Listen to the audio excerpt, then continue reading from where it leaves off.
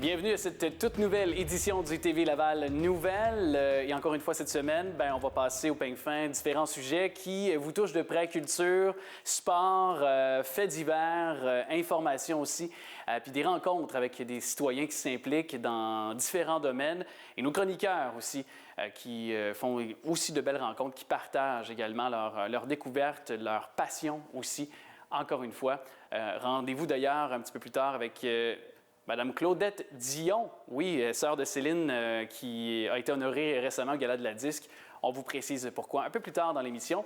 Mais tout d'abord, un homme qui aurait étouffé sa conjointe devant leur enfant, un garçon lavallois de 1 an justement, qui pourrait ne plus revoir ses parents parce que son père s'est ouvert la gorge avec un couteau peu après avoir vraisemblablement tenté de tuer sa mère en l'étouffant. Tout se serait produit sous les yeux du petit. Trouvé par des travailleurs de la construction, le bambin a ensuite été remis à la propriétaire de l'immeuble, puis à une amie du couple, et il est maintenant chez des membres éloignés de la famille. 4 familles à la rue, justement, après un violent incendie. 2 bâtiments résidentiels abritant 4 logements et autant de familles qui ont été rasées par les flammes, en plus d'une école de karaté dans la nuit du 24 au 25 octobre, boulevard Sainte-Rose. En évacuant les lieux par eux-mêmes, les citoyens auraient tenté diverses manœuvres durant une quinzaine de minutes avant de contacter le 911 vers 23h30. Mais le feu ravageait déjà une résidence habitée, d'ailleurs au sous-sol, et dont les étages étaient en construction. À l'arrivée de la première de 10 unités de pompiers dépêchées sur place, soit 30 hommes, le bâtiment situé au 4281 boulevard Sainte-Rose s'était déjà pratiquement tout effondré. Il était d'ailleurs que quelques minutes plus tard, et les flammes avaient aussi ravagé l'école de karaté appartenant au même propriétaire qui se trouvait sur un terrain à l'arrière. Pendant que les pompiers tentaient de protéger les bâtiments adjacents, le feu s'était déjà propagé au cottage voisin, au 4275 boulevard Sainte-Rose, dont le sous-sol d'ailleurs servait également de logement. Cette maison est aussi une perte totale. Les fils de moyenne et de basse tension, en plus du filage de télécommunications, avaient flambé. Dans la matinée du 25 octobre, encore 1000 des 3000 résidents d'ailleurs étaient affectés par une coupure d'électricité pendant que le boulevard Sainte-Rose restait fermé à la circulation entre les rues Stéphanie et Rosaire. Les pompiers qui ont contrôlé finalement l'incendie. Plus tard, à 3h45, un citoyen qui a été traité d'ailleurs pour avoir inhalé de la fumée et un pompier s'est aussi brûlé à la joue. Aucun sauvetage n'a été nécessaire. Toutefois, une évaluation sommaire fixe le montant des dommages à 525 000 $ pour les bâtiments et de 200 000 $ pour leur contenu. La cause est toujours sous enquête et des travaux avaient été effectués durant la journée. La douzaine de personnes touchées devront évidemment se reloger alors qu'il travaillait à construire sa maison morceau par morceau d'ailleurs depuis 3 ans. C'est un homme de Laval qui a perdu le fruit de son labeur et son gagne-pain lors d'un autre violent incendie. Le propriétaire des lieux de l'école, Youssef Antoine Gali, qui a confié être dévasté par le sinistre. Quand j'ai vu le feu, j'ai crié, j'ai pleuré, je suis tombé à terre, a raconté avec émotion celui qui a travaillé corps et âme pour construire sa maison. Il a même perdu la moitié d'un de ses doigts il y a 2 mois en travaillant sur le chantier. Et la fille de M. Gali, plutôt, se trouvait dans la maison lorsque l'incendie a éclaté. Et c'est d'ailleurs elle qui l'a appelé pour l'avertir. Inquiet de ne pas la trouver en arrivant sur les lieux, l'homme est entré dans la demeure pour tenter de la sauver avant d'être forcé de sortir. Et heureusement, il l'a retrouvée à l'extérieur. Je vais aussi surmonter ça, mais pour le moment, c'est très difficile, a conclu M. Gali en regardant d'ailleurs les restes de sa demeure. 4 suspects arrêtés à Montréal et à Laval. C'est 3 Montréalais et un Lavallois qui graviteraient dans le monde des gangs de rue qui ont été arrêtés le 27 octobre relativement à une violation de domicile survenue au cours de l'été, mais à Gatineau, en Outaouais. Les suspects, âgés entre 19 ans et 31 ans, sont soupçonnés d'avoir fait vivre un calvaire à 2 personnes tard dans la soirée du 17 juillet. Le quatuor se serait introduit de force dans une résidence de la rue Saint-Vallier à Gatineau pour ensuite ligoter les 2 occupants. Les suspects ont ensuite quitté les lieux avec l'une d'elles pendant un certain temps avant de finalement la ramener à son domicile un peu plus tard. Les 2 victimes dans ce dossier ont été agressées physiquement et ont toutes 2 subi de légères blessures.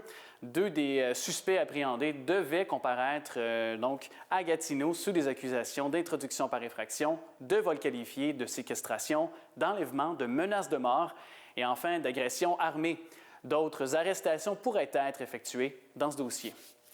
Somme d'argent importante pour la gestion des animaux domestiques. Le maire de Laval, Marc Demers, qui a annoncé vendredi un investissement de 15,3 millions de dollars dans la construction éventuelle d'un centre de services animaliers dont l'ouverture est prévue en 2018. La Ville confiera le mandat d'exploitation du centre à un organisme à but non lucratif et le centre comprendra notamment une clinique, des services de garde et d'adoption, d'isolation et d'administration. Et par ailleurs, la Ville a mis sur pied une brigade canine qui fera du porte-à-porte chez les citoyens afin de faire de l'éducation et de vérifier si les propriétaires d'animaux respectent la réglementation municipale. Et enfin, le maire Demers a expliqué que son administration examine la possibilité de sévir contre les propriétaires délinquants. Les poursuites pour négligence criminelle ne sont pas écartées pour l'instant par la Ville. C'est notre pharmacienne attitrée ici, TV Laval Nouvelle, quand on a besoin d'éclaircissements, selon la saison par exemple aussi, s'il y a des symptômes, des virus, tout ça. Bref, aujourd'hui, discussion sur le système digestif parce que plus de 20 millions de Canadiens qui en seraient atteints selon les chiffres. Et pour nous en parler justement, Joliane Belguin, salut. Bonjour. On parle donc de ce système digestif. Je faisais référence au fait qu'il y aurait 20 millions de Canadiens qui sont atteints de différentes formes de problèmes digestifs. Est-ce que c'est aussi alarmant que ça? Oui, c'est beaucoup. Donc, il faut faire attention, on ne parle pas nécessairement de problèmes chroniques non plus, mais oui, il y a vraiment beaucoup de gens au cours de leur vie qui vont être atteints à un moment ou à un autre, soit pour un épisode aigu ou pour une longue période d'un problème digestif. Donc, sous quel axe, justement? Ça va de quoi à quoi, oui. Les problèmes? Les problèmes peuvent aller, des fois, on parle beaucoup de douleurs gastriques, donc brûlures d'estomac. On parle de reflux aussi. Ça peut aller aussi là, au niveau intestinal, là, de la diarrhée. Donc, ça peut être beaucoup de symptômes comme ça, ou de problèmes. Expliquons peut-être des fois, faisons un cours de bio qui est peut-être loin pour ceux qui nous écoutent. Puis justement, moi, le premier, peut-être faire un peu un topo du fonctionnement du système digestif tout d'abord. Oui. Là. En fait, si on simplifie, dans le fond, le système digestif, c'est comme un long tuyau. Donc, qui part vraiment au niveau de la bouche, l'œsophage, l'estomac, puis on continue là, avec l'intestin. Donc, ce que ça fait, c'est que ça va être responsable de toute la digestion, évidemment, de l'absorption des nutriments. Donc, ça va transformer les aliments vraiment de la bouche jusqu'à l'anus. Jusqu'à la fin. Carrément. Et il y a certaines, on parlait de reflux gastrique, tout ça, puis est-ce que, parce que j'ai des amis qui sont atteints de maladie de Crohn, là, on ne parle pas de la même chose, là. C'est vraiment pas du tout la même chose? C'est pas directement dans le sens que la maladie de Crohn, c'est vraiment plus une maladie qui est chronique, mais c'est pas un problème digestif en termes de, oui, on va avoir des difficultés au niveau de l'absorption de certains nutriments, mais c'est vraiment plutôt au niveau du système immunitaire, l'inflammation. Et justement, parlons de reflux, de brûlure d'estomac, parce que ça peut être pénible de composer avec ça au quotidien. Oui, définitivement. Donc, justement, il y a deux sortes, quand on parle de l'estomac, il y a plutôt deux sortes de problèmes qu'on a le plus souvent. On parle soit des brûlures d'estomac, donc ça va être une sensation justement de brûlement qui est sous l'œsophage. Habituellement, ça arrive environ 30 à 60 minutes après avoir mangé. Et le deuxième problème qu'on voit le plus souvent, c'est le reflux. Donc, à ce moment-là, c'est quand le contenu de l'estomac remonte. Donc, souvent, ça va être à cause il y a un sphincter, donc une valve entre l'estomac et l'œsophage qui fonctionne un petit peu moins bien. Là. Et puis ça peut être causé peut-être par quoi? L'exemple, l'embonpoint, certains types de cas aussi Il y a beaucoup de causes possibles. Ce qu'on voit le plus souvent, on se réfère toujours à l'alimentation. Donc, c'est sûr que si on n'a pas une saine alimentation, on a beaucoup plus de risques d'avoir des problèmes, soit de brûlure d'estomac ou de reflux. On parle du tabagisme aussi, qui est aussi une cause de beaucoup de problèmes, entre autres de problèmes au niveau du système gastrique. On peut avoir, justement, comme on parlait, l'embonpoint. Donc, c'est sûr que ça aussi, c'est problématique. On a notre caméraman qui se tient la bedaine. Puis, on a aussi même de porter des vêtements serrés. Donc, des fois, c'est... Ah oui, donc moi, avec mes pantalons skinny tout le temps, mes chandails très serrés, pour vrai, ça peut... Ça peut augmenter le risque sur une cause aiguë, par exemple de douleur gastrique ou de reflux, parce que veut pas l'estomac... Ça empêche l'estomac de pouvoir faire son travail. Exactement, et on a besoin d'espace. Donc, on le sait tous, là, des fois, souper de Noël, on mange trop, on veut se détacher le pantalon. C'est un peu le même principe. Donc, c'est sûr que si on s'habille de façon trop serrée, on peut se causer des problèmes. Et puis, est-ce que pour les femmes enceintes, ça peut peu Oui. aussi, parce que là, il y a évidemment, tout se passe là. Exactement, exactement. Donc, c'est vraiment une question de pression, donc un petit peu comme les vêtements serrés, dans le sens où ça pousse beaucoup, parce qu'il y a beaucoup moins d'espace, évidemment, pour tout le système digestif à cause du bébé. Donc, plus l'enfant grossit dans le ventre de la mère, plus ça fait une pression au niveau gastrique. Donc, on voit souvent chez la femme enceinte des problèmes de reflux, des douleurs d'estomac. OK. Et y a-t-il justement des complications suite à tout ça? Est-ce que ça peut être encore, entre guillemets, pire? Oui, définitivement. C'est sûr qu'au niveau de la qualité de vie, c'est une des choses qui me dérange le plus. Ouais. Mais à long terme, il faut faire très attention, entre autres, à l'œsophagite, donc qui peut causer donc, une inflammation au niveau de l'œsophage et causer des ulcères même. OK. Donc, ça peut être extrêmement dangereux. Donc, développer des maladies? Oui, tout à fait, parce que l'œsophage n'est pas conçu pour recevoir l'acidité de l'estomac. Donc, c'est pas la même muqueuse. Donc, c'est vraiment important de faire attention à ça. Comment on arrive à pouvoir chambarder ça, les traitements? Oui. Y en a-tu? D'abord, on va essayer de régler tout ce qu'on peut avec la prévention. Donc, évidemment, la saine alimentation, essayer de manger peut-être des plus petits repas, plus souvent s'il faut, mais de manger sainement. Couper l'alcool aussi. Ouais. L'alcool, malheureusement. Party d'Halloween récemment. Oui, donc on peut s'en ressentir le lendemain, on le sait. Donc, c'est à faire attention, ça aussi, de limiter les quantités. Donc, l'exercice physique aussi va stimuler la digestion. Donc, c'est toujours une bonne chose. Puis en plus, ça prévient l'embonpoint. Oui, tout à fait. Puis évidemment, bien, quand la prévention n'est pas suffisante, on a un certain traitement. Donc, soit des traitements en vente libre qu'on peut avoir en pharmacie, ou si c'est pas suffisant, on peut aller consulter le médecin à ce moment-là. Il y a des tendances, des fois, qui apparaissent selon les découvertes scientifiques ou selon quelqu'un, finalement, qui est porte-parole de quelque chose, des fois, de façon de faire. Puis, je disais ça l'autre fois, justement, récemment, ça, que comme une vague de cures de désintoxication alimentaire, c'est oui. ça? C'est une idée préconçue qui est très ancienne, je dirais, d'avoir une idée de dire, on devrait faire une cure de désintoxication de notre système, par exemple, après le temps des fêtes. Ouais. Dans les faits, c'est vraiment pas recommandé. Donc, c'est vraiment quelque chose qui va plutôt être à proscrire, parce que ces produits-là de cure, en général, vont en fait contenir beaucoup de laxatifs, beaucoup de diurétiques. Donc, ce qui fait que, oui, c'est sûr, on va, entre guillemets, se vider. Là. Ouais. Donc, on va uriner beaucoup, on va aller à la selle beaucoup, mais ça peut être très dangereux pour certaines personnes qui ont déjà des problèmes de santé. Okay. Puis, ça peut débalancer la flore intestinale. Donc, le corps est bien fait, là, le corps se nettoie lui-même. Oui, tout à fait. Bien, merci beaucoup pour tous ces éclaircissements. Bonjour tout le monde, bienvenue dans la chronique de Val. En 2016, des émissions de télé-réalité qui bâtissent leur succès sur la beauté des participantes, on en a à la tonne. Et on peut se poser la question suivante. Ça engendre quel impact sur nos jeunes filles, ce genre d'émission?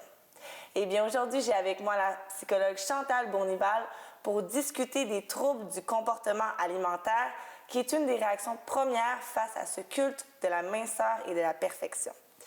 Bonjour Chantal. Bonjour. Ça va bien? Oui, ça va bien, merci.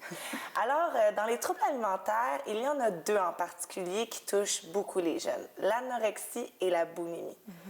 Peux-tu nous expliquer la différence entre les deux? En fait, il y en a trois aujourd'hui. On connaît beaucoup plus l'anorexie et la boulimie, mais il y a aussi l'hyperphagie boulimique qui s'est ajoutée comme trouble alimentaire depuis quelques années là, dans le nouveau DSM-5, qui est un outil diagnostique là, pour les psychologues. Je vais te décrire les trois pour qu'on sache un peu c'est quoi, là, à quoi ça tient. En fait, l'anorexie, on parle beaucoup d'une restriction alimentaire. Donc, la personne va vraiment commencer à se restreindre et se restreindre de plus en plus. On va observer là, qu'elle diminue de plus en plus là, ce qu'elle va incorporer au niveau de la nourriture. Elle va avoir une peur intense de prendre du poids. Donc, ça devient presque une phobie, la prise de poids. Elle va avoir une altération aussi au niveau de sa perception d'elle-même. Elle ne se voit plus comme les autres la voient ou comme elle est vraiment. Donc, on voit une différence là aussi à ce niveau-là. Puis, son estime de soi devient presque uniquement basée sur son poids. Donc, c'est vraiment ça, c'est un cas typique d'anorexie. Donc, il peut y avoir des différences là, d'une personne à l'autre. La boulimie, on parle plutôt d'un cercle vicieux souvent qui commence à s'installer chez la personne. Il va y avoir des épisodes de compulsion alimentaire. Donc, elle va ingérer une grande quantité de nourriture en peu de temps. Elle va vivre un sentiment d'impuissance et de perte de contrôle aussi là, pendant cette phase-là. Puis après, il va y avoir des comportements compensatoires. Donc, c'est-à-dire que soit elle va se faire vomir, on entend souvent parler de ça, va faire de l'exercice physique, va utiliser des laxatifs. La personne qui est boulimique va avoir un poids souvent normal. Donc, c'est ce qui est différent de l'anorexique, où est-ce qu'on va souvent avoir une perte de poids importante. Oui, l'anorexique, la personne va être souvent très... C'est ça. Très... Donc, on peut le détecter peut-être un petit peu plus facilement. Puis c'est un petit peu le danger avec la boulimique, c'est qu'on va le voir moins facilement là, chez la jeune parce qu'elle va maintenir un poids qui est sensiblement normal habituellement, mais qui vit une très grande souffrance là, en fonction de son trouble alimentaire. Il va être souvent beaucoup dans la honte. Il ne voudra pas en parler là, de ces comportements-là. Et comme je disais au début, c'est qu'il y a aussi l'hyperphagie boulimique qui s'est ajoutée dans nos troubles diagnostiques. L'hyperphagie, ça ressemble beaucoup à la boulimie, sauf qu'il n'y a pas les comportements compensatoires. Donc, la personne va avoir des épisodes de perte de contrôle alimentaire, donc va se mettre à ingurgiter beaucoup d'aliments, avoir des petites phases où elle mange beaucoup, mais elle ne va pas compenser. Donc, elle ne va pas se faire vomir, elle ne va pas faire d'exercice physique ou ne va pas prendre un laxatif. Donc, souvent, chez ces personnes-là, ce qu'on va observer, c'est une prise de poids.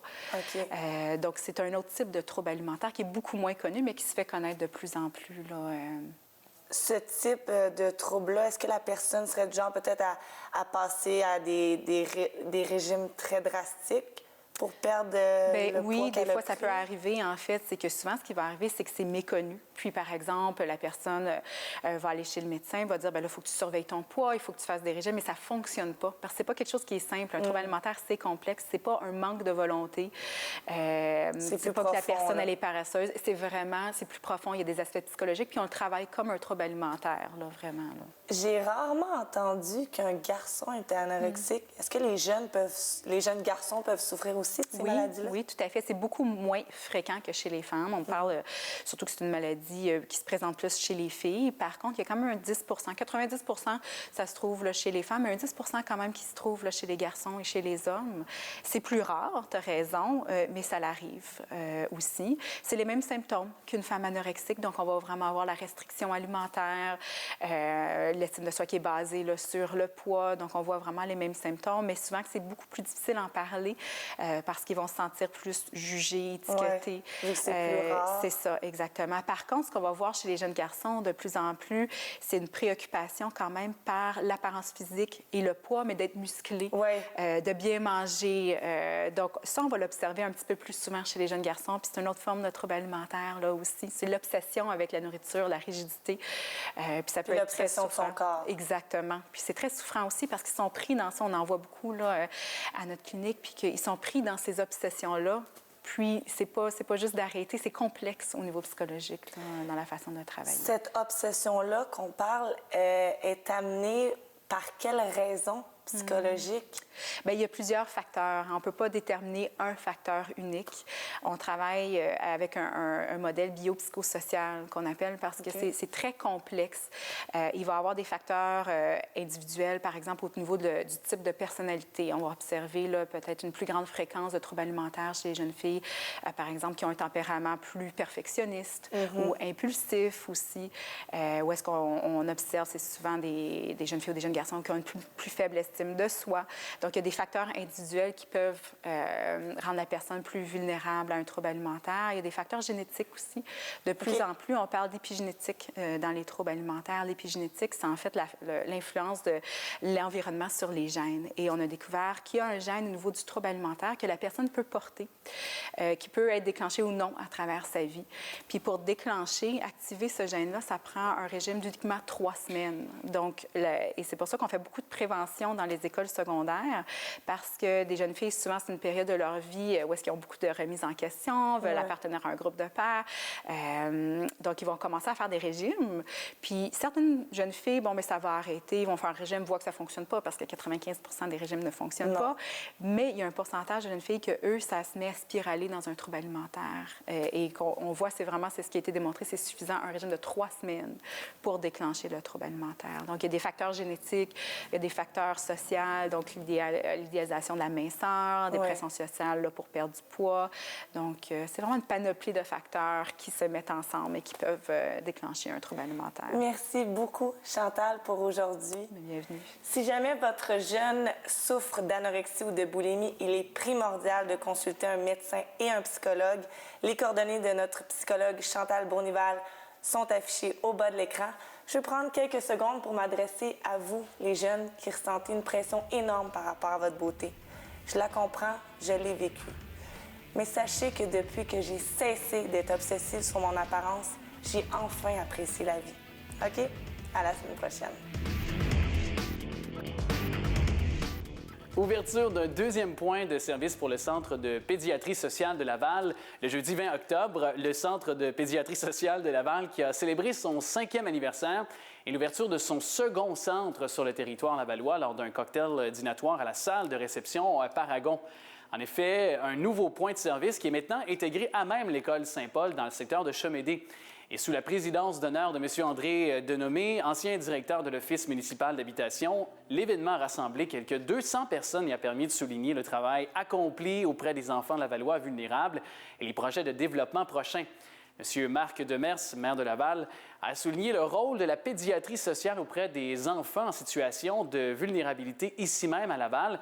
Et pour la présidente de la commission scolaire de Laval, Mme Louise Lortie, l'ouverture d'un second point de service à l'intérieur même d'une école lavalloise illustre le rôle central que jouent les établissements scolaires au sein de la communauté. Nos écoles sont au cœur des quartiers lavallois et sont au service de la collectivité. La porte 2 de l'école Saint-Paul représente maintenant la porte d'entrée du nouveau point de service du Centre de pédiatrie sociale de Laval. C'est une façon de souhaiter la bienvenue aux quelques 1120 élèves de l'école, mais aussi à l'ensemble des Lavallois. Et le Centre de pédiatrie sociale à Laval est un organisme sans but lucratif certifié par le réseau de pédiatrie sociale en communauté du Dr Julien et ayant un point de service à la place Saint-Martin et un point de service à l'école Saint-Paul. Le CPS Laval contribue au développement global des enfants et des adolescents dont l'état de vulnérabilité pourrait affecter leur santé, leur développement et surtout leur intégration à l'école. Il fait aussi la promotion des intérêts et du droit des enfants et de leurs familles. Journée porte ouverte de la STL est quand même très populaire cette journée. Ce sont quelques 1000 personnes qui ont découvert l'envers du décor de la Société de transport de Laval. Et lors de la journée porte ouverte du 16 octobre dernier, en plus de voir les installations de la STL, dont la concrétisation des travaux d'agrandissement du garage et de rénovation des bureaux administratifs, les visiteurs qui ont eu l'occasion de monter à bord de l'autobus 100% électrique et de rencontrer des employés travaillant dans plusieurs secteurs d'activité.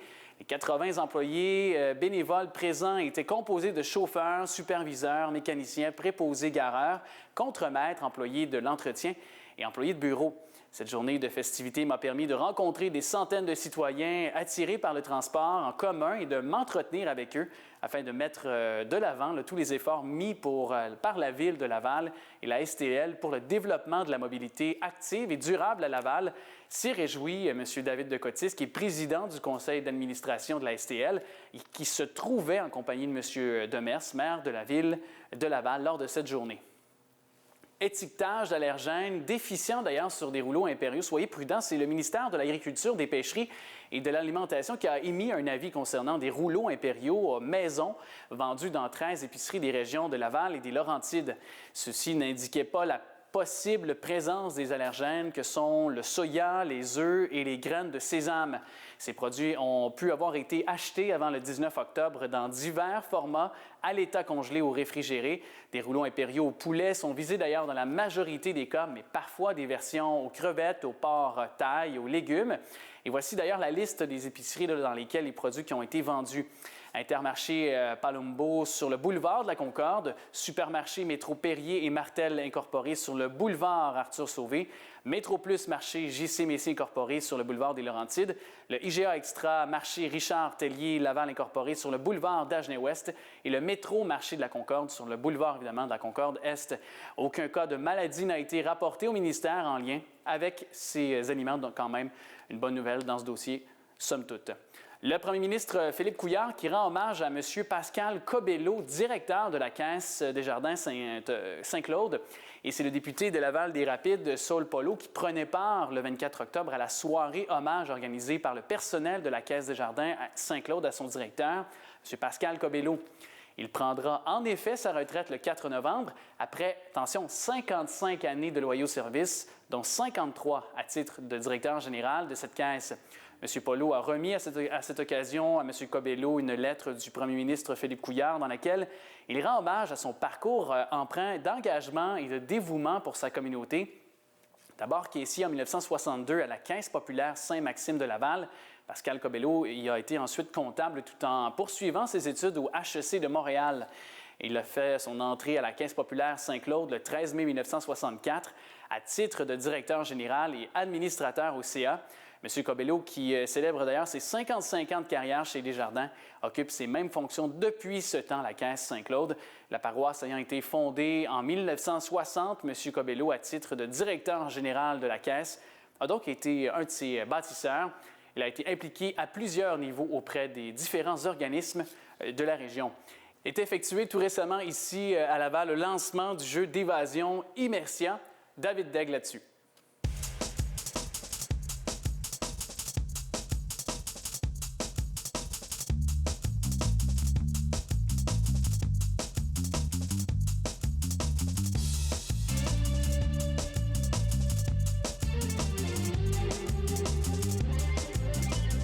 Bonjour, ici David Daigle. Je suis en compagnie de Roselyne Filion, la toute nouvelle propriétaire d'Immersia. Nous sommes actuellement à son lancement officiel qui sera ouvert dès vendredi cette semaine. Bonjour Roselyne. Salut. Merci pour l'invitation. Ah, ça me fait vraiment plaisir. Merci d'être là. C'est très beau chez toi. Merci. On est super fiers. Parle-moi un petit peu du nouveau concept de jeu d'évasion à Laval. C'est tout nouveau pour votre projet d'entreprise? Oui, vraiment. On s'est embarqué dans une entreprise de jeu d'évasion. On a créé nos pièces, nos chemins, nos énigmes. Puis on ouvre vendredi. On est super fiers. C'est un projet qui est parti là, d'une passion des jeux d'évasion. Puis on en a fait notre entreprise. Oui. D'où vient le nom Immersia? Bien, en fait, c'est mon frère Maxime qui est venu avec ce nom-là. Nous, nos jeux d'évasion sont immersifs. Donc, on veut, quand les gens sont dans nos pièces, qu'ils ne se sentent pas à Laval, par exemple. On veut que, par exemple, on a un thème, le cabaret Piccadilly, qui est à Londres. On veut que quand les gens rentrent dans la pièce, qu'ils soient à Londres, dans le cabaret, et non à Laval. Donc, immersif, et on en a fait le nom Immersia. Comment ça se passe pour les visiteurs lors de leur première visite? Bien, en fait, ils peuvent monter, on les accueille dans notre magnifique lobby, puis ensuite, on leur explique leur mission avec une vidéo. On a des super beaux vidéos pour expliquer les jeux, puis ensuite, on les passe à l'activité. Pour ce qui est des activités, vous avez 2 scénarios, je crois. Oui, pour l'instant, on a 2 scénarios de 60 minutes.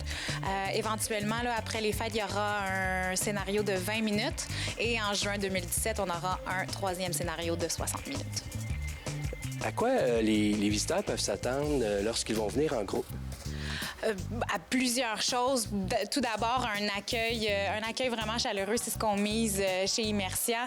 Il y a la possibilité aussi d'avoir un événement personnalisé. Si, par exemple, les compagnies veulent amener leurs employés en consolidation d'équipe, on peut leur offrir de la nourriture, des breuvages, puis vraiment de réserver un temps pour profiter de la journée et faire les activités. Il y a d'autres jeux d'évasion à Laval. Pourquoi Immersia à Laval? Premièrement parce que on vient tous de Laval, donc on revient à nos sources dans notre ville. Puis c'était vraiment un fit naturel pour nous de faire ça chez nous à Laval. Puis je pense qu'on veut s'étaler aussi dans la région des Laurentides, donc ça va chercher un peu plus de gens dans le Nord. Qu'est-ce qui vous démarque des autres jeux d'évasion, que ce soit dans la grande région de Montréal? Ce qui nous démarque, c'est nos décors. C'est vraiment ça. On a mis le paquet pour les décors. C'est vraiment... on veut que les gens soient émerveillés et impressionnés de nos décors. Surtout aussi avec les vidéos. On a mis beaucoup de temps sur les vidéos pour présenter les pièces. Puis c'est vraiment ça qui va faire toute la différence. Pour les gens qui seraient intéressés à réserver leur place, comment ça fonctionne? C'est facile. Sur la page Facebook, il y a le lien pour notre site Internet ou directement sur le site web à immersia.ca. Vous devez choisir votre scénario, l'heure, puis vous réserver en ligne. C'est super simple. Donc, ça va ouvrir dès vendredi cette semaine. Est-ce que c'est possible de réserver longtemps à l'avance? Oui, vous pouvez déjà réserver en ligne, même si on ouvre vendredi. Puis le calendrier là, est vraiment étalé sur plusieurs mois, donc c'est possible de réserver des mois à l'avance même. Merci beaucoup, Roselyne. Merci à toi. Bonne chance. Merci.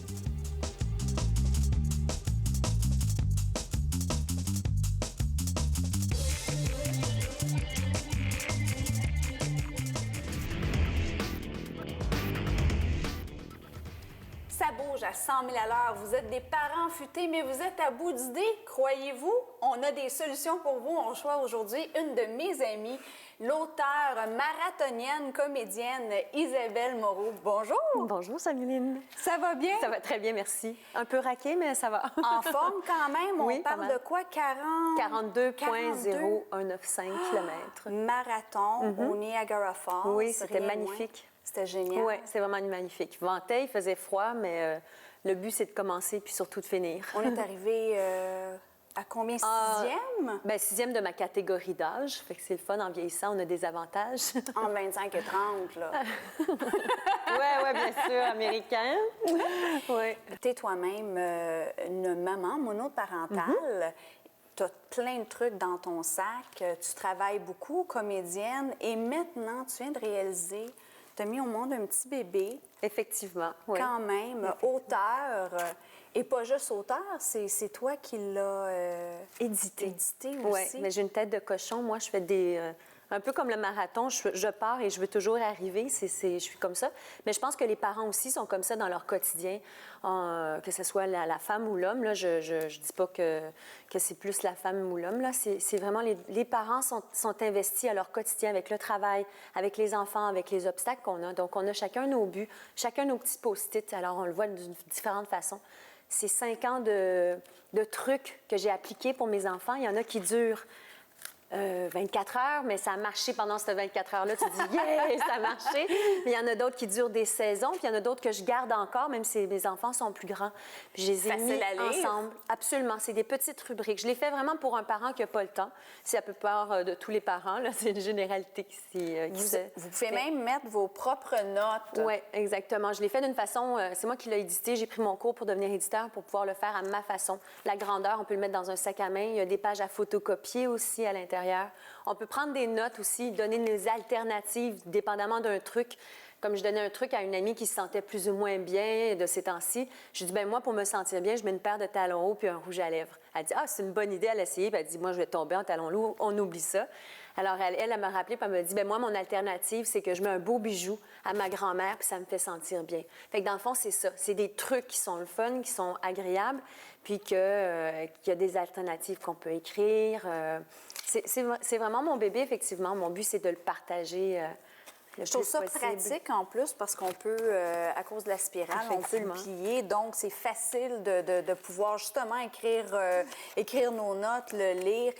Ça t'est venu comment, cette idée-là? Faut que ça parte de... Bien, en fait, moi, mon plus grand rêve, ce serait de devenir animatrice pour pouvoir faire une émission où il y aurait des parents, on pourrait échanger aussi là-dessus. Puis je suis comédienne à la base, donc c'était une façon de faire une espèce de carte d'affaires pour pouvoir le présenter et pouvoir le partager davantage. Parce que le métier de comédienne n'est pas facile, le métier d'auteur non plus, mais le fait d'avoir un élément comme ça qui peut se propager.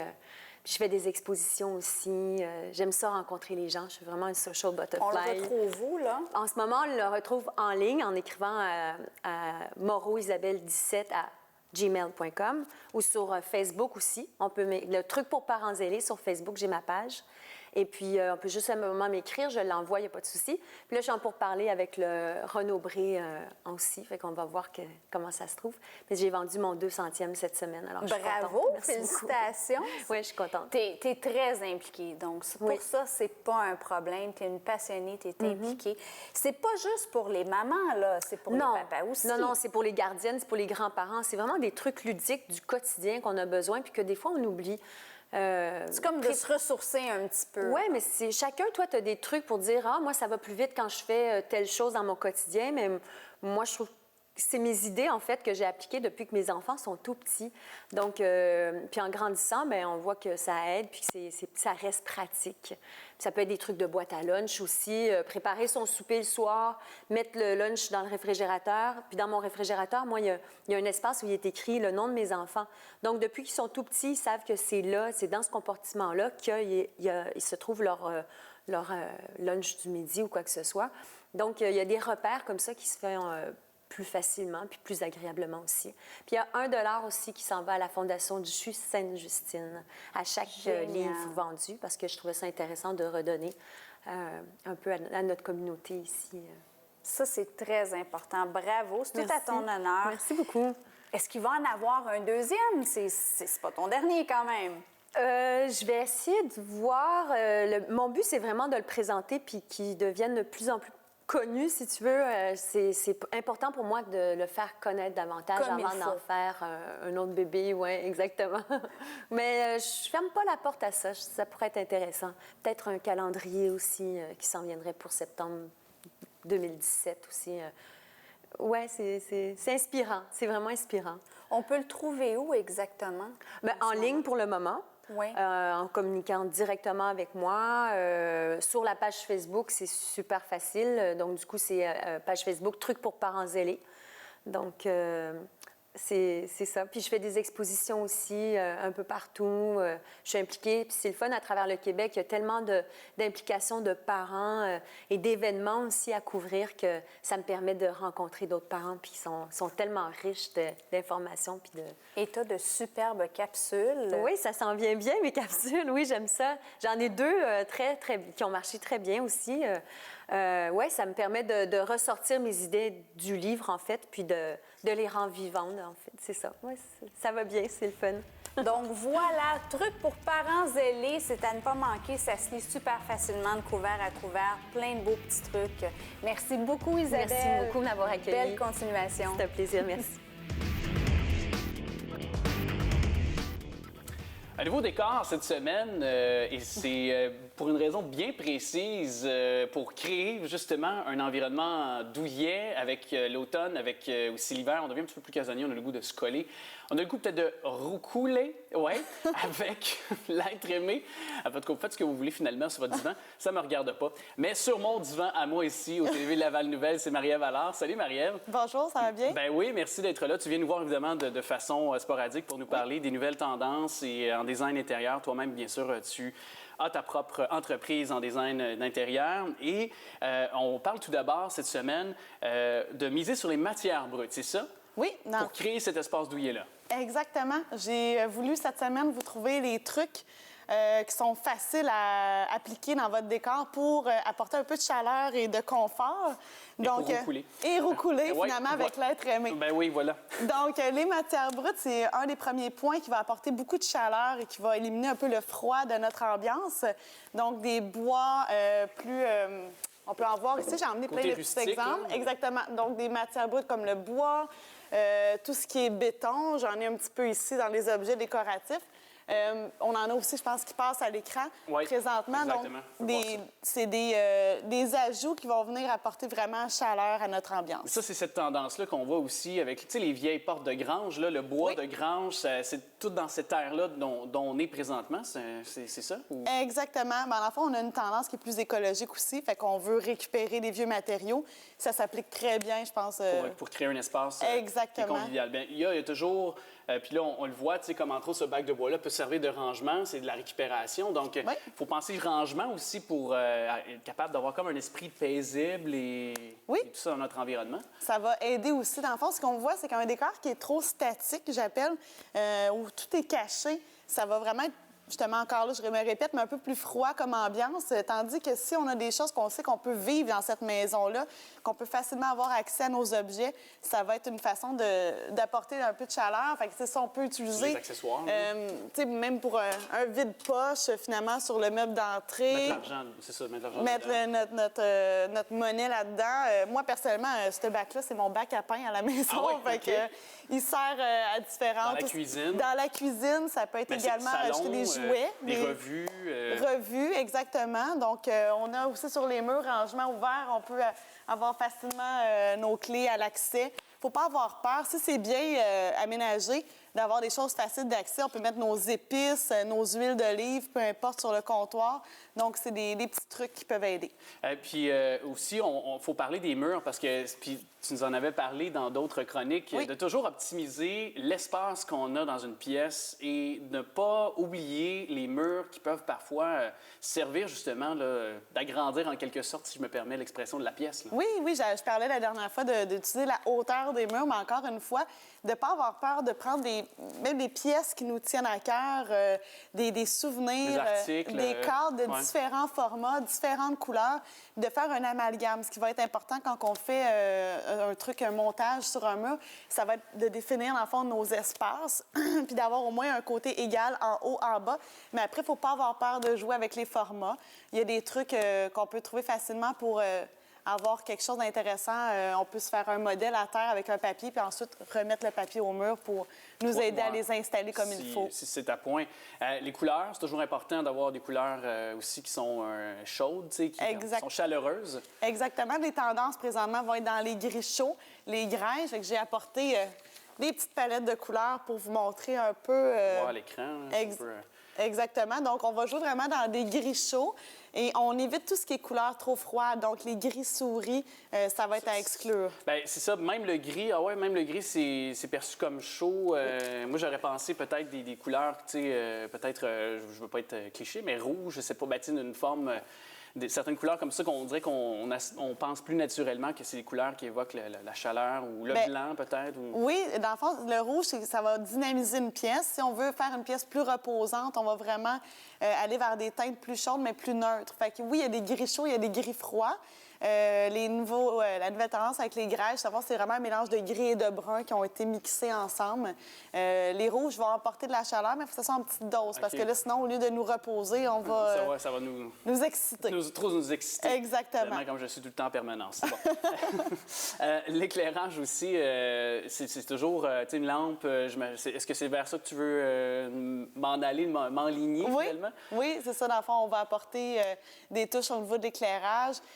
Vraiment préconiser des lampes d'ambiance pour le moment où est-ce qu'on veut faire notre cocooning, qu'on veut se reposer.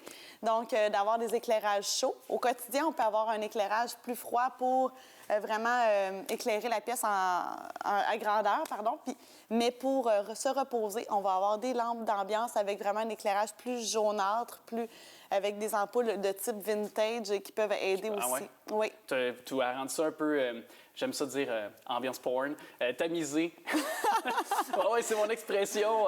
Quand c'est tamisé, quand c'est feutré, je dis ambiance porn. Mais je ne l'utiliserai pas chez mes clients. Non, OK, c'est bon. Désolé. Là, vous venez de découvrir le jardin secret. Mais aussi, est-ce que c'est d'aller choisir chaque fine détail? Tantôt, on parlait des... vraiment de ces récipients-là, finalement, Oui. de tous ces détails-là. Mais les coussins, de placer le coussin, je sais que pour toi, là, c'est vraiment précis, ces détails-là, en tant que designer intérieur. Là. Oui.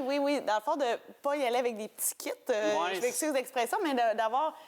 ici, c'est un peu ce qu'on a fait, dans le fond. Pas tous des coussins bleus, pas tous des coussins roses. Exactement. Il ne faut pas avoir peur, encore là, de mélanger les textures. Ici, encore là, j'ai de la jute, notre matière brute qui va apporter.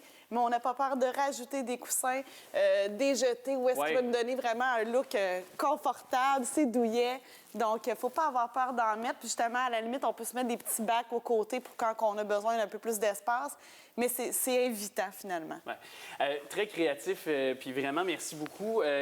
Moi, je veux savoir, en fait, je veux surtout dire aux gens où est-ce qu'on peut trouver ton talent, où est-ce qu'on peut avoir recours à toi si on veut avoir tes services. Oui, mais dans le fond, vous allez visiter le www.decorinfluence.com et ma page Facebook. N'ayez pas peur de m'envoyer même vos questions, ça va me faire plaisir d'y répondre. Et puis, je suis facilement rejoignable de ces façons-là. Bien, merci beaucoup encore. Merci. Super instructif.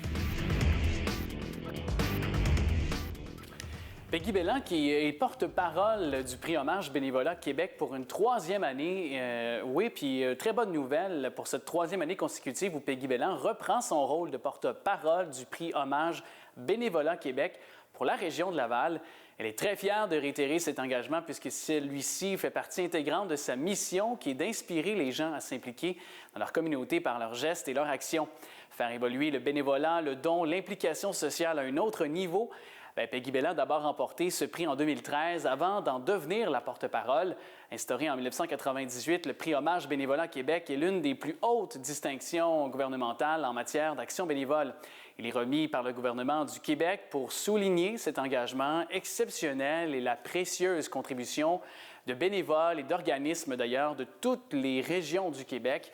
Il vise à récompenser les efforts déployés par des citoyennes et des citoyens comme vous dans leur communauté, ainsi que l'action d'organismes en vue de promouvoir et favoriser l'essor de l'engagement bénévole.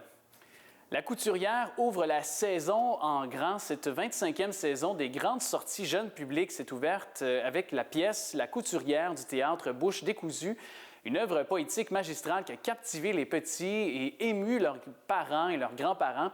C'est l'histoire d'une artiste peintre, Ariane, qui évoque le tendre souvenir de sa grand-mère couturière blanche à travers un parcours théâtral intergénérationnel, original, mettant à profit les arts visuels et nommément les toiles et les jeux d'ombre et de lumière. Publié chez Lanctot en 2004, le magnifique texte Tout en nuances de Jasmine Dubé, qui d'ailleurs signe aussi la mise en scène, élève l'héritage de nos aïeuls au rang du merveilleux. Incidemment, la présentation de cette pièce les 22 et 23 octobre à la Maison des Arts s'inscrivait dans le cadre de la semaine lavalloise d'ailleurs des aînés.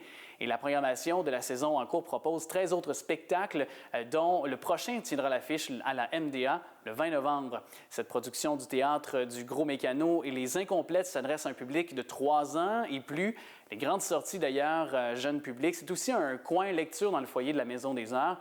Et les ateliers d'Alfred offerts après, d'ailleurs, les spectacles. Un projet toujours en restant dans le côté artistique qui est projeté sur l'Hôtel de Ville afin de mettre en avant des valeurs qui sont identitaires et culturelles. La Ville de Laval qui invite les artistes en art actuel à soumettre un projet d'œuvre numérique qui sera projeté sur un mur extérieur de l'Hôtel de Ville. Cette œuvre complétera ainsi le réaménagement du parvis de l'Hôtel de Ville qui se veut un lieu citoyen de rencontre et de concertation aménagé de sorte que des événements puissent s'y tenir en journée ou en soirée. Le concours est destiné aux artistes professionnels ayant aussi la citoyenneté canadienne ou bien le statut d'immigrant reçu et qui, sera résident au Québec depuis au moins 1 an. La Ville de Laval offre un montant de 20 000 $ pour la conception de l'œuvre numérique. L'équipement, les matériaux et l'installation seront assumés par la Ville. L'œuvre sera projetée par la façade nord-ouest du bâtiment à partir de juin 2017. Elle pourra être appréciée dès la fin de la journée jusque dans la nuit pour une durée de 3 ans. Le projet devra répondre à certaines orientations dans la mise en valeur du bâtiment, de l'architecture, de ses qualités, en ce sens aussi, de son rôle démocratique et tenir compte du patrimoine artistique et moderne de l'édifice. Un jury composé de spécialistes en art visuel, en patrimoine et en architecture de paysage évaluera les projets. Et pour participer au concours et soumettre leurs projets, les artistes sont invités à contacter Valérie Doucet, qui est technicienne en muséologie pour la collection de la Ville de Laval. La Corporation de la salle André Mathieu qui devient Co-Motion Agitateur de culture. C'est la Corporation de la salle André Mathieu qui dévoile sa nouvelle image de marque et devient Co-Motion Agitateur de culture. Et ce changement est représentatif de l'organisation d'aujourd'hui et de demain avec les multiples projets qui sont dans la mire. Avec la rénovation de la salle André Mathieu, les intentions de cette nouvelle image valorisent la création d'une nouvelle expérience, autant pour les artistes, les spectateurs que les promoteurs d'événements et de spectacles, ainsi que des nouvelles collaborations et un nouveau site Web. Ce grand virage s'inscrit dans une mouvance autant à Laval, dans un quadrilatère en plein développement qui valorise le dynamisme culturel, que dans le milieu des arts de la scène qui se retrouve dans une période de grande mutation, explique Julie Perron, qui est directrice générale et initiatrice de ce virage. Co-Motion, c'est un co pour collaboration et motion qui exprime la recherche d'une émotion, d'un mouvement. Ensemble, Co-Motion exprime cette envie de provoquer une réaction, une réflexion, un rire, un émerveillement, un sourire, un mouvement qui font de chaque expérience et de chaque spectacle l'occasion de se sentir bien vivant. Et agitateur de culture dans cet esprit, Co-Motion agitera les neurones, les talents, les idées, les collaborations et tout ce qu'elle voudra ou pourra agiter. Et pour être un acteur proactif dans le développement des arts de la scène, autant à Laval que dans le milieu de la diffusion, avec un budget de 3 510 000 $, l'équipe a réalisé un projet qui visait la mise à niveau des équipements techniques et du confort des fauteuils, ainsi qu'une bonification de l'expérience dans des espaces complètement repensés finalement et plus actuels que jamais ici en 2016. Et avec cette nouvelle Place Belle qui viendra bientôt voir donc ces jours avec des spectacles qui sont présentés bientôt. Alors l'offre culturelle sera bonifiée grandement à Laval. Alors belle nouvelle également dans ce dossier.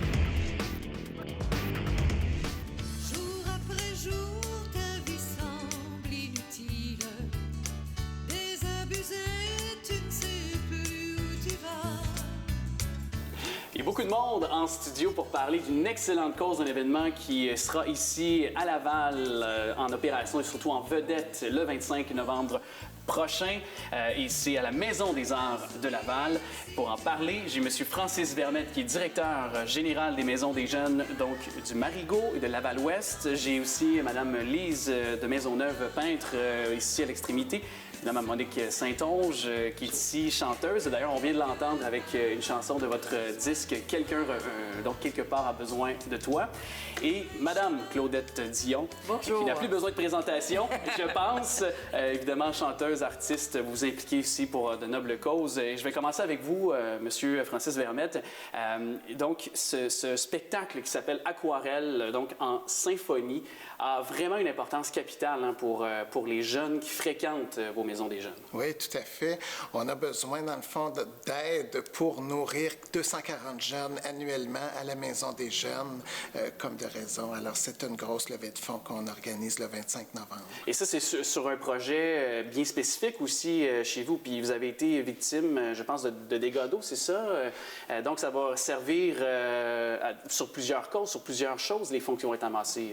Oui, tout à fait. Ça va être aussi pour refaire notre cuisine et pour rénover, réparer aussi. Bon, il y a une partie que c'est les assurances qui sont couvertes, mais il y a une partie aussi qui est à réparer et à ranger pour les dégâts d'eau. Pour les dégâts d'eau. Et justement, j'ai le goût de faire un peu avec vous ce topo des jeunes qui fréquentent la Maison des Jeunes de façon peut-être plus concrète.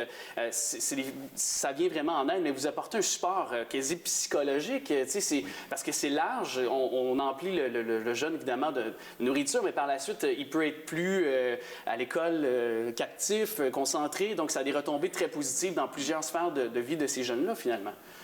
Oui, tout à fait. C'est des jeunes de 12 à 17 ans qui viennent à la Maison des Jeunes. Et chaque lundi, on offre un repas gratuit.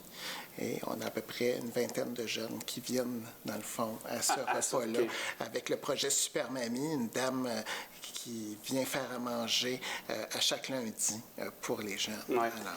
Et je veux évidemment tourner mon attention vers Mme Dion, puis Mme Saint-Onge aussi, et bien sûr aussi vous, Mme donc, de Maisonneuve, parce que vous vous impliquez pour ce spectacle-là, Aquarelle en symphonie, qui va se déployer sur deux facettes, c'est-à-dire la musique musique et l'art. Et vous allez créer pendant que vous, entre autres, et plein d'autres artistes aussi, dont Ben Allary, Laurence Coury, vont chanter. Alors, dans un premier temps, justement, pourquoi vous vous impliquez dans cette cause-là? Je sais que pour vous, Mme Dion, avec la Fondation Maman Dion, ça fait longtemps que vous vous impliquez chez les jeunes. Tout à fait. On a fêté notre 10e anniversaire cette année de la Fondation Maman Dion. On vient en aide à tous les enfants du Québec en milieu défavorisé pour les envoyer à l'école. Mais quand il s'agit de jeunes, quand il s'agit d'aider, nous, on était nombreux à l'école. Quand il y en avait pour un, il y en avait pour tous. Donc, je pense que c'est ensemble qu'on va réussir. Les jeunes ont besoin de modèles aussi. Ils ont besoin de renforcement. Et heureusement que les maisons des jeunes pour les accueillir, où il y a un bon repas, où ça sent bon, il y a des mamies qui sont présents, il y a des Francis qui sont présents pour les écouter, leur aider aussi, les supporter, les entendre, c'est important. Sinon, ils sont où? Il y a les parents qui travaillent d'arrache-pied. Alors, les enfants sont dans la rue. C'est impensable en 2016. Donc, je me dis, nous, on est là pour ça. Quand il s'agit d'aider les enfants, nous, on a reçu, vous savez, je vous apprends rien, à la maison, chez nous, on aime ça, la musique, on aime ça, chanter. Ça va de soi, c'est facile. Alors, on y va. La musique, c'est une langue universelle. Hein? Ça fait du bien à tout le monde. Ah oui, ah oui. Et puis pour moi, c'était quasiment un automatisme. Quand Francis m'a téléphoné, on s'est rencontrés il y a quoi, 20 ans à peu près? J'avais chanté au Petit Marigot au début pour partir l'histoire, puis j'étais tellement contente de le retrouver, et surtout pour cette cause-là, c'est un plaisir de participer. Vraiment ça marche. Ben oui, ça marche. Pourquoi ça marche? Puis moi, c'est la question qui m'interpelle aussi, parce que vous, Mme de Maisonneuve, pendant que, justement, je faisais référence à Mme Dion et aussi, je vais être bon dans les noms à la fin de l'entrevue, je vous garantis, je vais savoir vos noms par cœur avec Mme Saint-Onge, lorsqu'on va vous entendre chanter, vous allez peindre. Est-ce que de peindre pendant qu'on entend de la musique, c'est plus inspirant? Est-ce que ça vous amène quelque chose de plus... Ah oui, ça donne un élan. Moi, ça m'élève, ça me transporte vraiment dans un autre monde. Je suis comme enveloppée par la musique et puis la chanson, le rythme, les rythmes musicaux, les instruments, les voix. Ça guide le pinceau. Je me surprends même à suivre le rythme et en peignant. Et ça m'inspire même au niveau des couleurs. C'est comme si, oui, je prévois le tableau, oui, j'y ai pensé d'avance, mais il reste qu'au moment où on commence, les 5 premières minutes, je suis un petit peu déstabilisée, mais à partir de la 5e minute, là, je suis vraiment embarquée. C'est vraiment... Donc, vous partez avec aucune idée de base, c'est-à-dire que vous vous laissez vraiment guider sur l'inspiration ou l'instant précis. À partir du moment où j'ai quand même planifié mon sujet, où je sais quand même à quoi ça va ressembler, oui, tout à fait. Mais pas dans les détails, parce que la musique va me faire aller dans des couleurs ou dans des gestes que j'aurais pas fait sans ça, que j'aurais fait autrement dans mon atelier, tranquille, toute seule.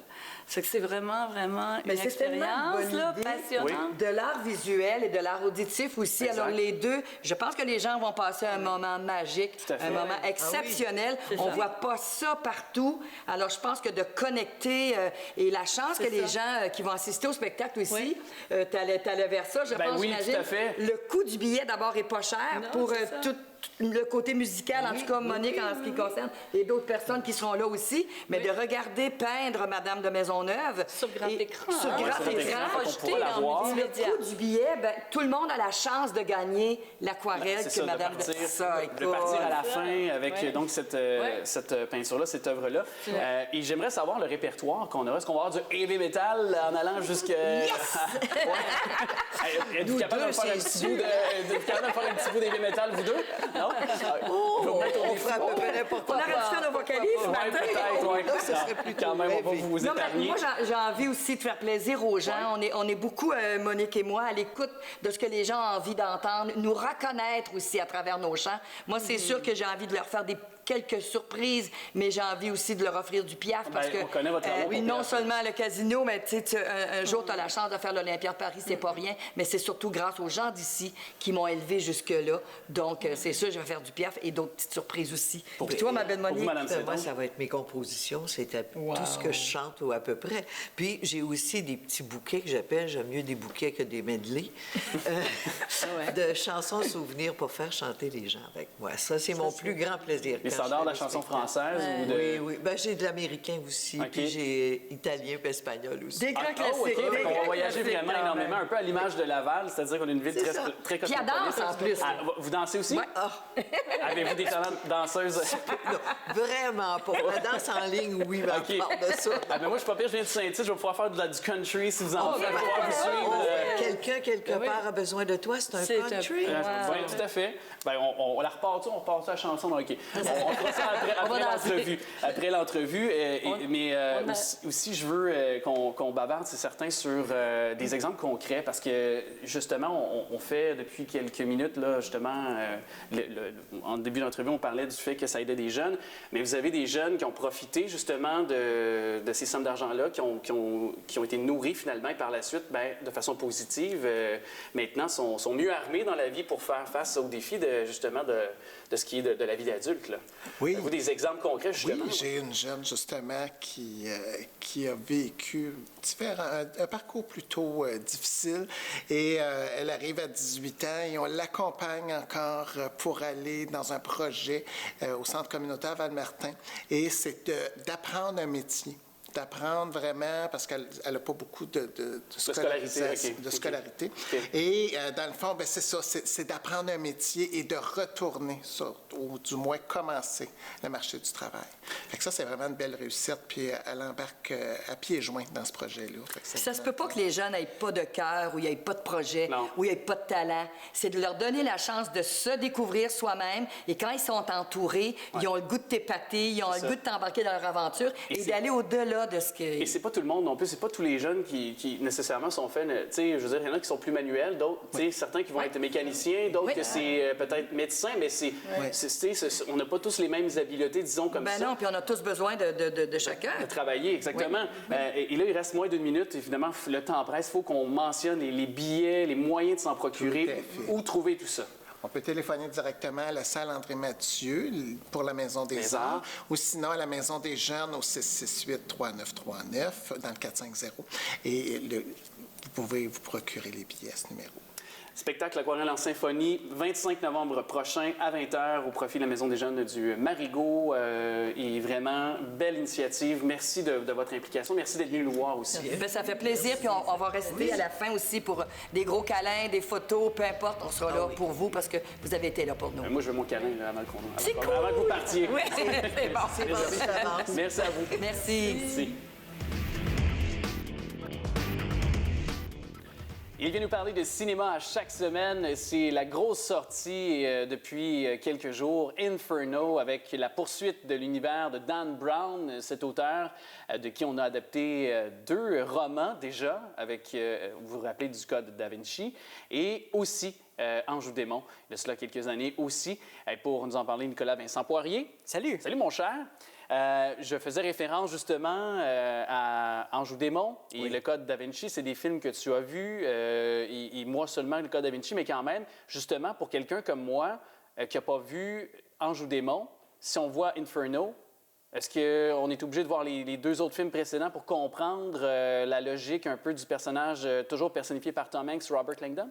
Je pense pas. Au tout début, puisque le film Inferno commence assez rapidement, on comprend vite qui est Robert Langdon et à un moment donné, bon, l'histoire n'est pas ce qu'il y a de plus... complexe. Complexe, c'est ça. Robert Langdon, il se réveille et il est amnésique, il ne sait pas qu'est-ce qui s'est passé.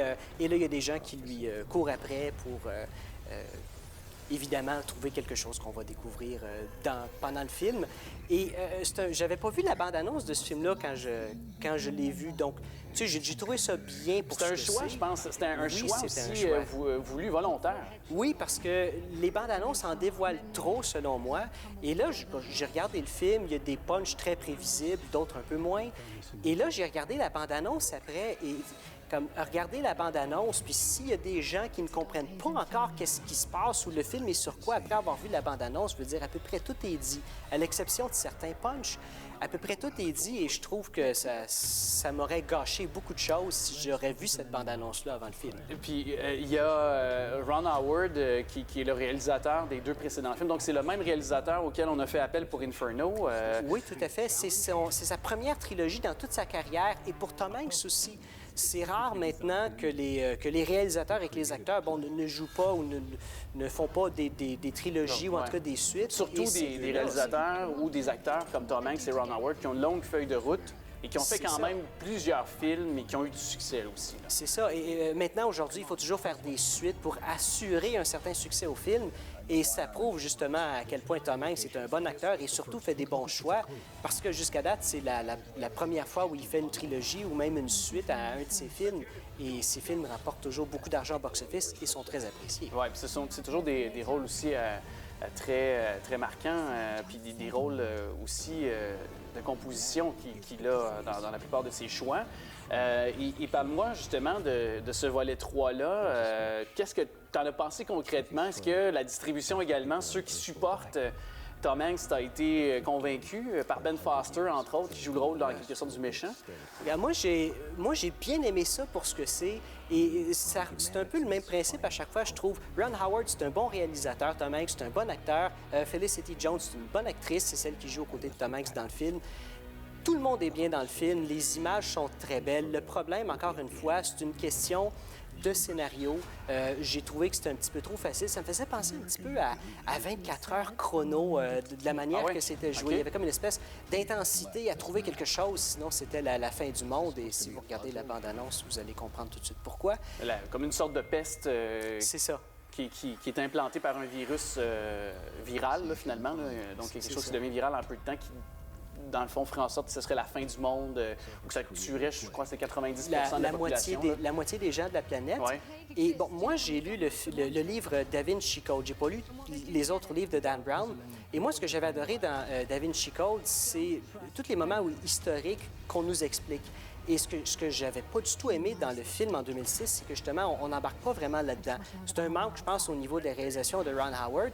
Vu que j'ai pas lu Ange et Démon ou même Inferno, je ne sais pas s'ils font la même chose dans le livre, mais si c'est le cas, encore une fois, il y a un problème. Oui, mais c'est ça, parce qu'en même temps, ce qu'on aime de ces films-là, c'est que oui, c'est un divertissement, c'est un blockbuster en quelque sorte, mais en même temps, il y a un côté qui nous enrichit, nous instruit sur des endroits, sur des musées, par exemple, sur des théories, peut-être. Très peu dans celui-là. C'est ça, hein? C'est ça, il paraît, apparemment. Vraiment très peu, tu sais. Et même, même quand tu dis enrichir, est-ce que ce film-là va enrichir les studios, tu penses? Moi, je pense que oui. Mais tu sais, ce qui est drôle, c'est que Da Vinci Code, en 2006, 125 millions de budget avec 780 millions au box-office international. Donc, un gros succès. Gros succès. En 2009, ils se dépêchent, ils sortent Ange et Démon, 150 millions de budget. Oups, seulement comme 450 millions au box-office. Oups, donc là, il y a un manque.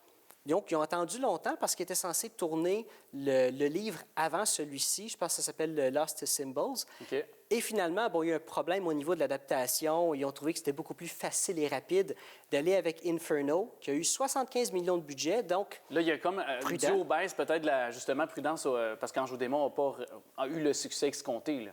Exactement.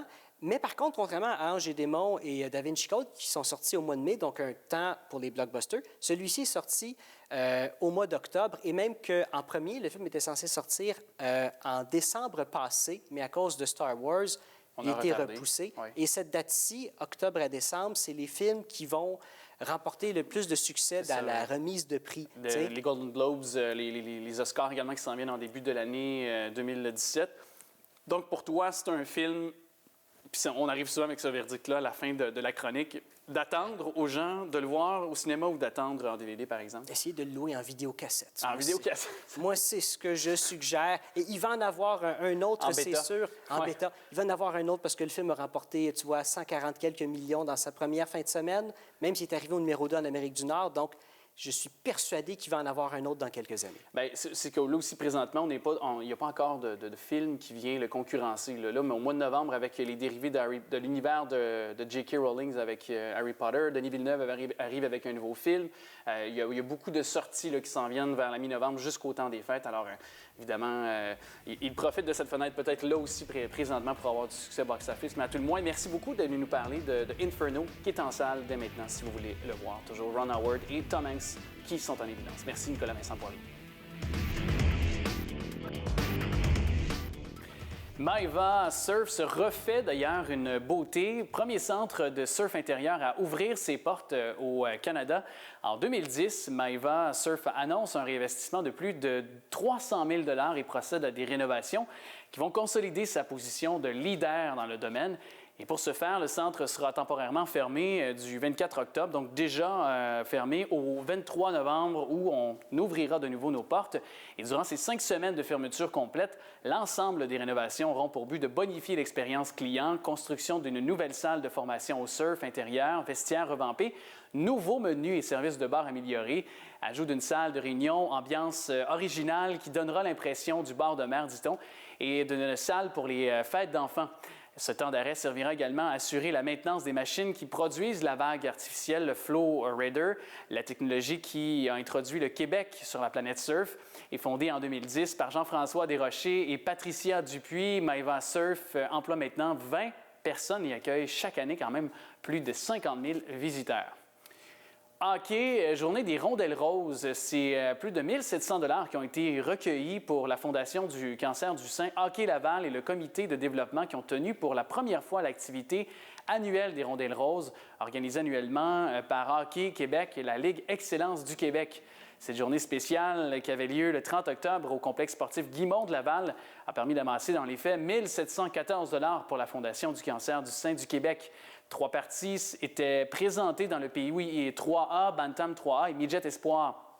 Les joueurs des équipes lavalloises portaient en guise de support à la cause des chandails et bas à l'effigie du célèbre ruban rose. Ils avaient la permission exclusivement pour cette partie d'utiliser du ruban et des lacets roses pour l'occasion. Toujours en vous parlant de hockey, mais celui-là qui nous rappelle la rivalité entre le Canadien et les Nordiques de Québec. C'est une bagarre générale qui a été donc subie dans une cuisante défaite des Prédateurs. Les Prédateurs de Laval qui ont justement essuyé une humiliante défaite de 10-1 face aux Éperviers de Sorel le 21 octobre. Dans un match, pour le moins, très tumultueux, évidemment. Les 1150 spectateurs qui en ont eu droit à un triste spectacle. Outre la défaite, une bagarre générale qui a éclaté au deuxième tiers. Les officiels en ont eu plein les bras, donnant 68 punitions, dont 54 pénalités sur le même arrêt de jeu. Les arbitres Stéphane Chagnon et Benoît Lessard qui ont distribué un total de 165 minutes, soit 77 aux Lavallois et 68 minutes aux Sorellois. Nous tirions de l'arrière 6-1 et Sorel a décidé d'envoyer ses hommes forts. J'ai fait la même chose et cela a malheureusement dégénéré, souligne l'entraîneur Éric Allé, qui a écopé d'une suspension de 3 rencontres d'ailleurs. Et Joël Thériault a engagé le combat avec Ryan James Hand. Éric Laplante a fait de même avec Adam Bourque. Puis les bancs se sont littéralement vidés quand David Bastien a foncé en direction du banc des visiteurs. Une multitude de suspensions a également été décernée au terme de cette rencontre. Dans le camp des Prédateurs, Joël Thériault, 4, David Bastien, 2, Jonathan Oligny, 4 et Steven Oligny, 1, ont reçu leur sanction. Éric Laplante devra rencontrer le préfet de discipline. Il a été d'ailleurs suspendu indéfiniment. Et côté hockey, Marco Charpentier a fait mal aux Prédateurs en amassant 6 points, dont un tour du chapeau avant la fin du deuxième engagement. Il a notamment permis à son compagnon de trio, David Rose, de récolter 5 points. Et l'ancien entraîneur des Prédateurs, un homme que vous connaissez peut-être si vous êtes fan des Prédateurs, Serge Forcier, a savouré une 5e victoire consécutive. Jonathan Oligny a compté l'unique but d'ailleurs des Lavallois. Match des anciens Canadiens, c'est l'équipe du local 711 qui affrontera les anciens Canadiens le 12 novembre à 14h au Colisée de Laval dans un match de hockey au profit de l'organisme Autisme qui est d'une grande aide avec les personnes autistes et leurs familles.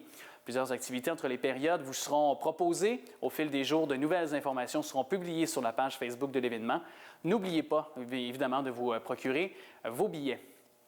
Un exploit pour les Loups en terminant secteur sport, même si les Loups de Curie-Antoine-Labelle n'ont pas décroché les honneurs du championnat de la saison régulière de la Ligue de football juvénile Division 1. Ils ont quand même réussi un exploit digne de mention. Les Loups ont trôné au sommet des formations des écoles publiques pour une 9e campagne consécutive et une 11e fois en 12 ans. Les locaux ont savouré une victoire de 35-29 en prolongation face aux Condors de l'externat Saint-Jean-Eudes le 22 octobre. Il s'agissait du dernier match de la saison régulière. Xavier Tremblay a brillé en lançant 5 passes de toucher. Le corps arrière recru a repéré Reggie Alsena dans la zone des buts procurant la précieuse victoire aux siens. Les Loups ont montré une fiche de 5 victoires et 3 revers. Et cette partie avait un cachet particulier puisque la formation gagnante avait la chance d'amorcer les séries éliminatoires à la maison. Est-ce que vous connaissez cet organisme Bonjour aujourd'hui et après? Voici un topo là-dessus. Bienvenue chez Bonjour aujourd'hui et après. Nous sommes un organisme qui favorise le maintien à domicile des personnes âgées et en perte d'autonomie. Mon nom est Anita, directrice générale. Joanne et Valérie vous parleront brièvement de nos services.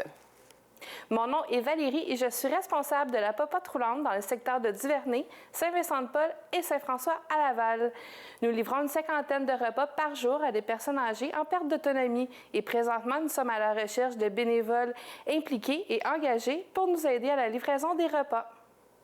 Mon nom est Joanne Terrien. Je suis assignée à l'accompagnement médical, c'est-à-dire que nos bénévoles s'occupent de transporter les bénéficiaires au site de leur rendez-vous, et que ce soit à Montréal ou à Laval. Donc, nous sommes toujours heureux d'accueillir des bénévoles disponibles. On respecte vos limites. Vous pouvez faire du transport à Laval seulement. Et si par hasard vous aimez aller à Montréal, vous êtes les bienvenus. À titre de bénévole, vous pouvez aussi vous inscrire pour effectuer des visites d'amitié à domicile chez les bénéficiaires. Durant les saisons froides, les bénéficiaires ne sortent pas beaucoup et à raison d'1 heure, 2 à 3 fois par semaine, vous pouvez aller vous asseoir et établir des liens avec le bénéficiaire. En tant que bénévole, vous pouvez aussi offrir vos services directement de votre domicile. Il s'agit de faire des appels de sécurité entre 9h et 11h le matin, du lundi au vendredi, à raison de 1 fois ou 2 fois durant la semaine, quelquefois 3 fois, à la demande des familles des bénéficiaires. Ceci aide énormément les bénéficiaires car c'est souvent le seul appel qu'ils reçoivent au courant de la journée et voire même au courant de la semaine. Vous voulez vous sentir utile, faire du bien aux autres et à vous-même, vivre une expérience gratifiante et enrichissante? Joignez-vous à notre équipe et devenez bénévole. Retenez ce nom, Bonjour aujourd'hui et après, on vous attend.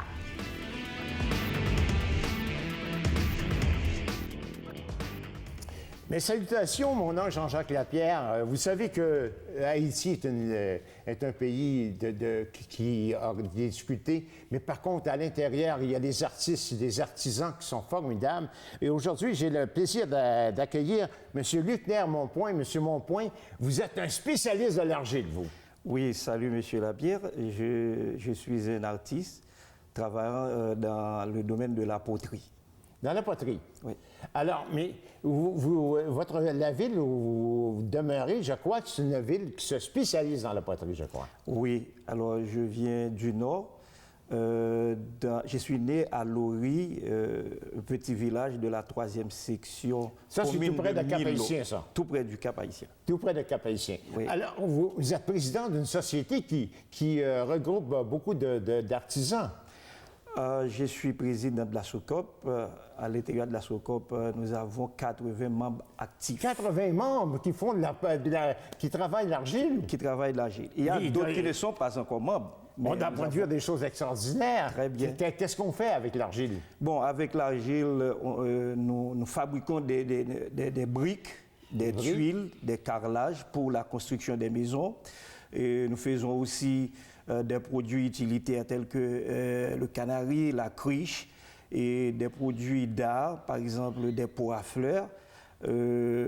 Actuellement, nous avons avec nous des petits tortillas. Ah oui, c'est merveilleux ça quand même. Oui, oui, ce sont des produits que vous pouvez aller voir à Laurie, à la SOCOP. Ce sont des petits souvenirs pour le tourisme quand même. J'ai souvent dit à mon collègue Cyril qu'il n'y a pas de tourisme sans un souvenir.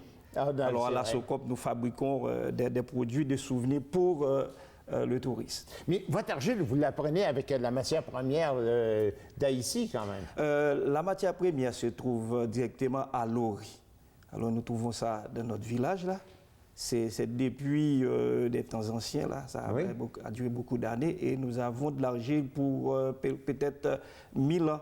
à venir. Bon, quand même, on va s'amuser avec ça, quand même, avec ce que vous avez présentement.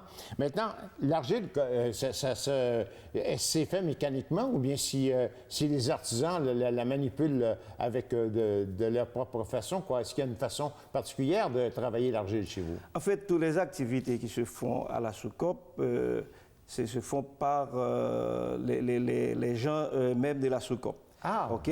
Non pas nous n'utilisons pas la machine. Non. Alors c'est nous-mêmes qui travaillons dans les chaînes de production. Par exemple, je peux citer là pour faire la fouille là pour l'extraction de l'argile, nous mettons des gens pour faire ça. Et puis après la fouille, on transporte l'argile dans notre site. Mais les gens qui font ça, j'ai vu sur des images qu'on faisait ça avec, on piétinait l'argile. Oui, ça rentre dans les chaînes de la fabrication même. Dans la chaîne de fabrication? Oui. Alors, dès qu'on a extrait l'argile, on transporte ça sur notre site. Oui. On met ça dans des bassins de décantation. Et puis, on fait, premièrement, on fait les tri ou bien on enlève les déchets qui ne sont pas susceptibles à utiliser dans l'argile. Et après l'argile, on pétrit ça avec les pieds. Oui. Et puis, immédiatement que c'est prêt, ça rentre dans la chaîne de fabrication. Qu'on peut trouver peut-être le malaxage, la fabrication même dans des moules, la finition, le séchage, l'enfournement, le défournement, la cuisson. Ouais, la cuisson. Parlez-moi de la cuisson. Vous avez des fours, quoi? Oui. En fait, nous sommes en train de reconstruire un nouveau four parce qu'avec le tremblement de terre, là, le four a été effondré, mais nous sommes en train de reconstruire un nouveau four. Oui, nous avons un four. Ce four que nous avons à la Soucoupe, nous n'utilisons pas le bois de chauffage. Alors, nous utilisons les résidus de la canne à sucre pour faire le chauffage. Ah bon? Oui. Bon. Alors, c'est une façon quand même d'utiliser la matière première qui est désuète que de l'utiliser à bon escient. Oui. Alors, vos fours peuvent cuire à des degrés assez élevés, je crois. Oui, nous avons un appareil c'est un pyromètre. Oui. Donc, le four peut atteindre jusqu'à un niveau de 950 degrés centigrades. Mais vos artisans, c'est formidable quand même. Lorsque un touriste qui va chez vous peut passer beaucoup de temps pour rencontrer vos artisans. Oui. Depuis en sortant du Cap-Haïtien pour aller à Lori, vous allez voir peut-être le paysage. Vous avez rencontré des gens très accueillants. Et à l'intérieur de Lori, plus précisément à Béli, il y a des endroits qu'on peut aller visiter. Autre que la poterie. Bon, ça veut dire que, autre que la poterie, quels sont les artisans les plus populaires quand même, l'artisanat le plus populaire chez vous? La poterie. La poterie. C'est la poterie. Oui. À Glory, c'est la poterie. Oui. Pour Cap-Haïtien. Lorsqu'on va à Cap-Haïtien, on va à Glory voir la poterie. Exactement. Alors, ce sont on dit que les artistes chez vous, que les artisans aiment bien, sont très accueillants. C'est vrai? Oui. Ils aiment ils aiment communiquer avec les gens. Très bien. C'est formidable quand même. Est-ce que la musique chez vous, est-ce que la musique, c'est quelque chose qui retient votre attention aussi chez vous à Glory? Bon, dans le village, il y a ce qu'on appelle musique traditionnelle. Par exemple, je peux parler un peu du vaudou, là, par exemple. Ah oui. Oui, on peut amener un touriste qui veut assister dans cette cérémonie-là.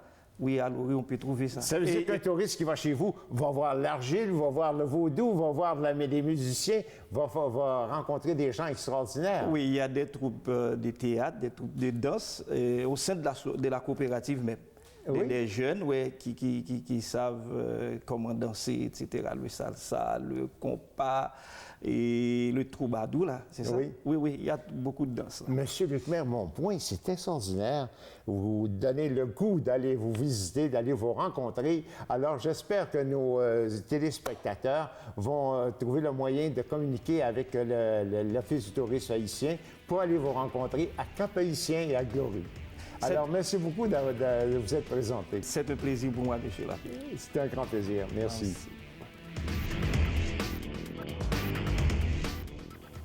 Bonjour, mon nom est Lise Lalande, je suis directrice générale à la Société Alzheimer Laval. La Société Alzheimer Laval est un organisme sans but lucratif qui a été fondé en 1995 et qui a pour mission d'aider et d'accompagner les personnes atteintes d'Alzheimer et leurs proches. La Société Alzheimer emploie 45 personnes qui travaillent à temps plein ou à temps partiel pour accompagner les personnes atteintes et leurs familles. À la Société, on offre des services de consultation téléphonique, des services aussi de consultation en personne, en famille ou individuellement. On peut le faire aussi à la maison, en milieu de travail. Enfin, on intervient partout sur le territoire de Laval. On a bien sûr des groupes de soutien pour les personnes atteintes, des groupes de soutien pour les proches des personnes atteintes, des ateliers de formation pour les proches aidants, un centre d'animation et de répit, qui est comme un centre de jour pour les personnes atteintes, un service de répit à domicile avec stimulation, un service de halte répit, d'hébergement répit aussi, et une maison, donc qui est une résidence pour des personnes atteintes d'Alzheimer qui vivent ici de façon permanente, et on a une résidence pour 10 personnes. Il y a aussi une halte répit qui est offerte. Alors, c'est un répit de dernière minute. Les gens, bien sûr, doivent être inscrits pour qu'on puisse connaître la personne à accompagner. Mais par la suite, ils n'ont qu'à téléphoner à l'intérieur de 24 heures pour demander s'il y a de l'espace pour qu'on puisse accueillir leur personne atteinte. Et le service de halte est ouvert de 16h à 22h sur semaine et la fin de semaine de 8h le matin à 22h le soir. À la Société Alzheimer, bien sûr, on a du personnel rémunéré qui fait le travail en permanence, mais on a besoin d'accompagnement, de bénévoles. Et ce qu'on a à proposer aux gens qui veulent faire du bénévolat chez nous, c'est soit de travailler dans les bureaux ou lors d'activités de levée de fonds. On a des activités de levée de fonds à peu près 4 ou 5 fois par année. Et sinon, bien sûr, ce qu'on a besoin, c'est des gens pour nous aider dans l'accompagnement des personnes atteintes. Alors, des personnes qui peuvent être disponibles pour aller prendre une marche, nous accompagner lors d'activités à l'extérieur ou au quotidien, tout simplement, lors d'activités dans nos différents services, que ce soit pour aider les personnes atteintes à suivre une activité, à lire dans leur cahier de chansons, à faire toutes sortes de choses, un atelier de cuisine, peu importe, toujours dirigé par du personnel permanent, mais les bénévoles, à ce moment-là, sont en accompagnement de nos personnes atteintes pour que tout le monde en profite au maximum. On a aussi besoin de bénévoles qui pourraient faire des corvées, alors que ce soit de laver les vitres, peindre des murs, et que ce soit occasionnel ou de façon permanente. Alors, c'est le genre de profil de bénévolat qu'on recherche. Merci.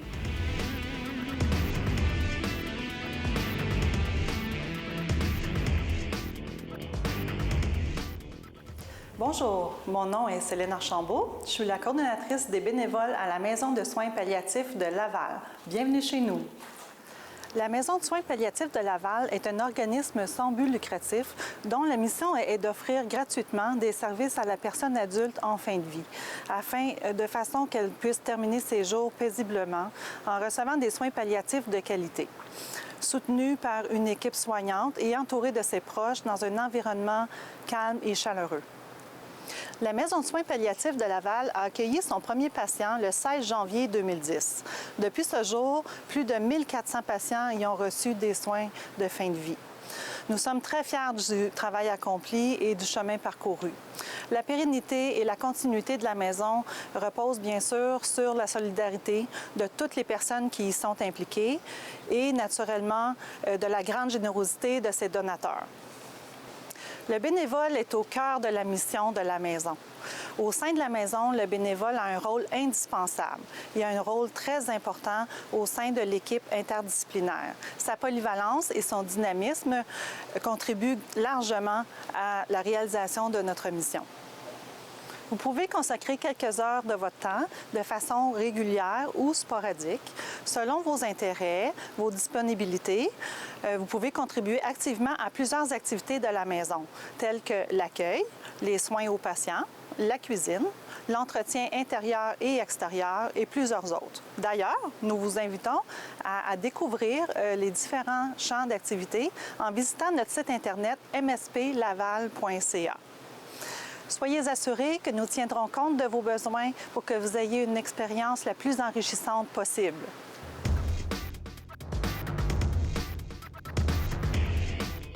Merci beaucoup d'avoir été là à ce rendez-vous toujours hebdomadaire. Merci de faire part de vos commentaires, d'ailleurs, sur notre site Internet, le tvrl.ca.